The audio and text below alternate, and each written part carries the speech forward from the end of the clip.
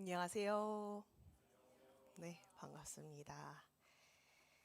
오늘 함께 묵상하고 나눌 말씀은 마태복음서 말씀입니다.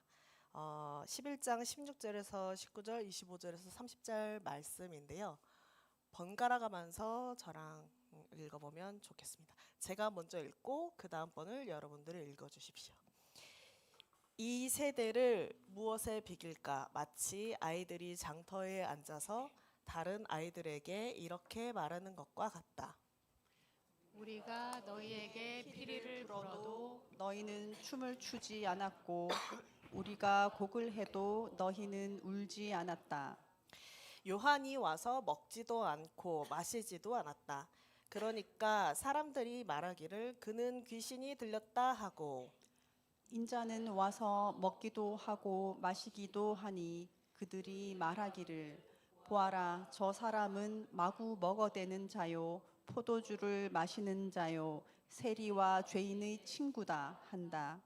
그러나 지혜는 그 한 일로 옳다는 것이 입증되었다.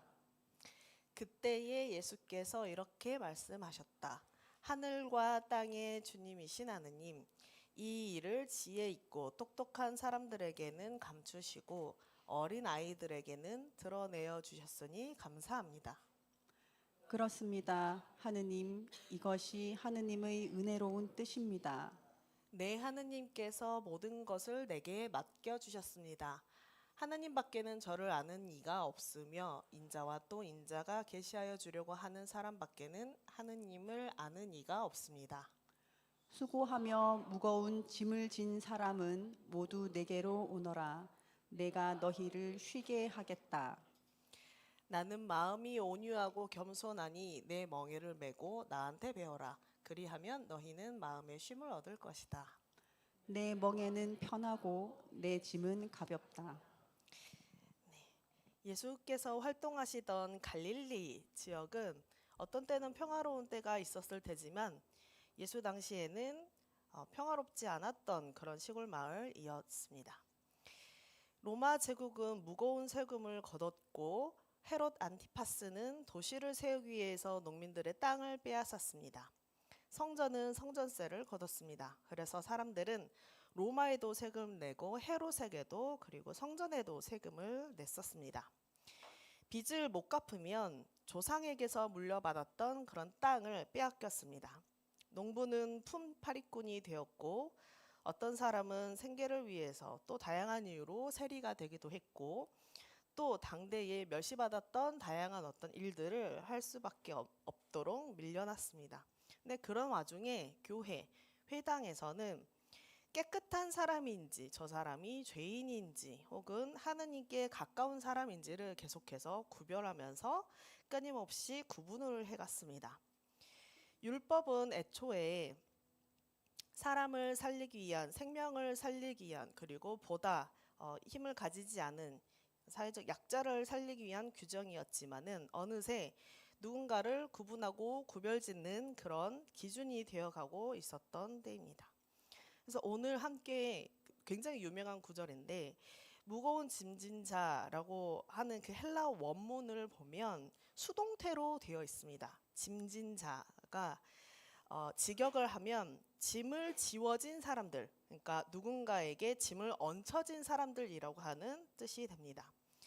예수께서는 무거운 짐진 자 다 내게로 오세요 라고 했을 때 스스로 뭔가 내가 짊어진 그런 사람들이 아니라 짐을 지게 된 누군가에 의해서 아마도 좀 강제적인 어떤 성격을 띠고 지워지는 그런 사람들 보고 제게로 오세요 라고 초청을 한 것 같습니다. 예수님은 오늘 본문에서 도대체 이 세대를 무엇에 비길까라고 하시면서 한탄을 하세요. 요한이 와서 먹지도 마시지도 않았는데 그를 두고서 사람들은 저 사람은 귀신 들렸어 라고 했고 또 예수가 와서 사람들과 함께 먹고 마시고 또 그 식탁에 세리도 앉아 있었고 당시에 죄인이라고 손가락질했던 사람들도 같이 앉아 있었는데 그러자 사람들이 저 예수라는 사람은 먹보고 술꾼이고 세리랑 죄인들이랑 같이 어울린다라고 하면서 이제 손가락질을 했었습니다. 그래서 먹어도 문제 삼고 안 먹어도 문제 삼고라고 했던 이런 상황 가운데서 먹고 마시는 문제, 비근안으로 먹고 마시는 문제가 본질이 아니었던 것을 한 예시로 오늘 본문에서 알 수 있는 것 같습니다. 아마도 요한의 어떤 행보 혹은 예수의 행보가 어떤 사람들에게는 마음에 안 들었을 그런 가능성이 높은 것 같습니다. 저는 오늘 본문 말씀을 계속 묵상하면서 그 월요일 날에 NCCK 화해와 통일위원회에서 그 평화신학 포럼을 이제 주최를 했었습니다. 화요일에요. 그때 그 김남희 선생님의 발표가 있었는데요. 나중에 발표문을 우리 전체 방에 공유를 드려보도록 하겠습니다.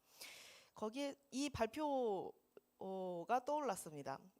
이 김남희 선생님이 이 평화신학 포럼에서 전쟁이라고 하는 게 어느 날 갑자기 시작되지 않는다라고 하는 논조로 얘기를 해주셨어요. 어떤 사람을 사람으로 보지 않게 하는 언어를 꼽았고, 또 어떤 다수를 위해서 소수가 희생되어야만 한다라고 하는 논리라던가, 또 국가 안보를 위해서는 어떤 상대 혹은 적을 절멸시켜도 된다라고 하는 어떤 논리라던가, 그런 다양한 것들이 일상 속에서부터 시작된다라고 하는 내용을 발표를 하셨었는데, 그렇게 일상생활에서 쌓여가지고 물리적인 어떤 전쟁이라고 하는 걸로 그게 드러난다라고 하는 내용이었습니다. 그래서 단지 이 평화라는 게 총성이 멈춘 상태만이 아니라 어떤 생명, 그 다음에 어떤 환경, 우리가 살아가는 어떤 일상 터전 자체를 살리는 그런 다른 문화를 만들어가는 삶 자체가 된다라고 하는 맥락으로 얘기를 해주셨어요.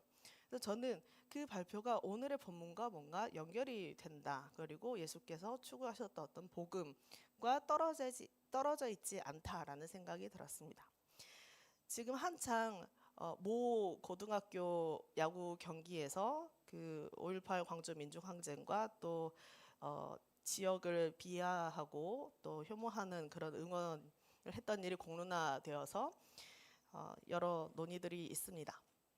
세계 각종 스포츠계에서도 각종 인종차별이라던가 혐오에 대한 어떤 행태들이 되게 단호하게 대응이 되어가고 있는데, 그 이유는 아마도 혐오라고 하는 것이 말에서만 끝나지 않게 되기 때문이 아닐까 싶습니다. 어떤 사람을 사람으로 보지 않게 하는 그런 사람을 밀어내는 어떤 문화로 이어지게 되고, 그 문화는 더 큰 그 다음의 폭력으로 뭔가 이어지게 만드는 연결고리가 됩니다.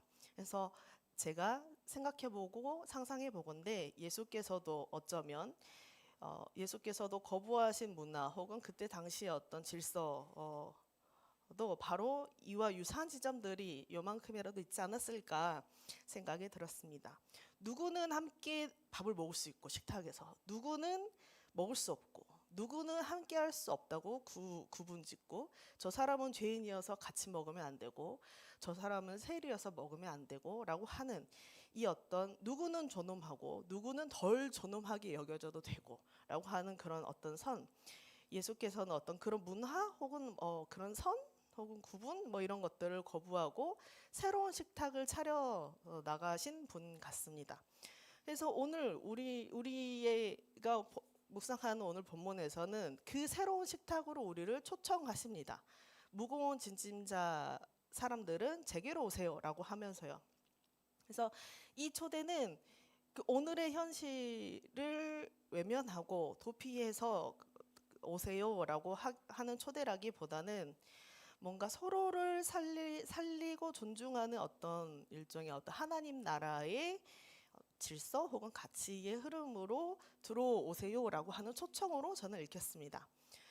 그래서 예수께서는 내게 오세요라고 말씀하신 뒤에 예수님이 본인이 지고 있던 멍에를 메고 저에게 오세요라고 하십니다. 그러니까 예수님께서 본인이 메고 있던 멍에는 그 뒤에 보면 30절을 보면 내 멍에는 편하고 내 짐은 가볍다라고 하십니다. 그것은 아마도 하나님 나라의 어떤 삶의 방식을 지향하기 때문이지 않았을까 싶습니다. 세리와 함께하는 식탁에 앉아 있는 삶, 혹은 죄인이라 불린 사람을 다시 이웃으로 만나는 그런 삶, 혹은 존재를, 사람을 어떤 자격으로 나누지 않고 능력이나 효율로 나누지 않고 어떤 그 자체로 바라보는 그런 어떤 지경 혹은 삶. 그래서 지금 우리 일상 속에서 우리가 살아가게끔 만드는 다양한 어떤 이른바 질서와 문화들이 있는데, 그 멍해가 아니라 뭔가 우리가 함께 추구하고 같이 살아갈 어떤 멍해를 우리가 같이 짊어지고 가자라고 하는 뜻으로 저는 해석을 했습니다. 그래서 예수는 온유와 겸손을 그래서 말씀하셨을까 상상을 해봤는데요. 온유라고 하는 것은 저 같은 사람은 온유하기가 참 힘듭니다. 너무 감정이입이 굉장히 저는 잘 되는 사람이고, 그래서 어떤 온유라고 했을 때 제가 생각하는 온유는 굉장히 어떤 감정의 폭이 많이 크지 않고 일정하게 흐르면서 잔잔하면서도 단단한 그 무언가라고 저는 느껴지는데, 다른 의미로는 뭔가 다른 누군가를 힘의 논리로 뭔가 다루려고 통제하려고 하지 않는 어떤 그런 삶을 뜻할 수도 있겠다, 온유라고 하는 것이.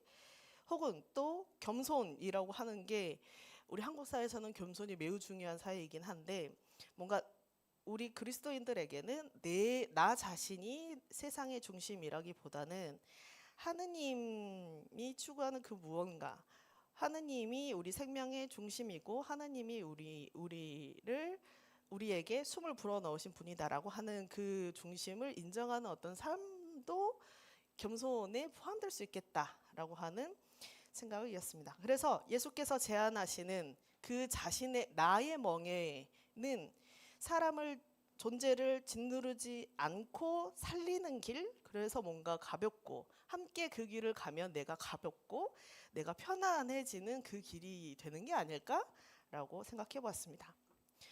그래서 우리는 오늘도 때때로 어쩌면 내내 무거운 일상을 살아갑니다.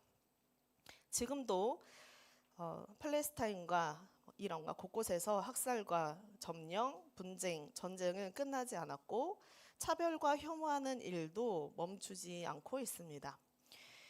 생산성과 효율을 위한 그 속도에 맞춰라라고 하는 문화도 이어지고 있고, 능력을 중시하는 문화도 이어지고 있고, 뭔가 사람을 줄로 세워서 뭔가 어떤 등수로 매기는 그런 문화도 계속 이어지고 있고, 혐오를 이용하는 정치나 두려움을 전제로 두고서 사람을 갈라치게 하고 나누는 일들도 우리 곁에 여전히 이어지고 있습니다. 예수님은 이 현실을 그때 당대에도 뭔가 외면하지 않았던 길을 걸으셨던 분 같고, 오늘 우리에게도 그 길의 한가운데에서 새로운 식탁을 만들어서 함께 하십시오라고 초청하는 걸로 오늘의 본문이 묵상이 되었습니다.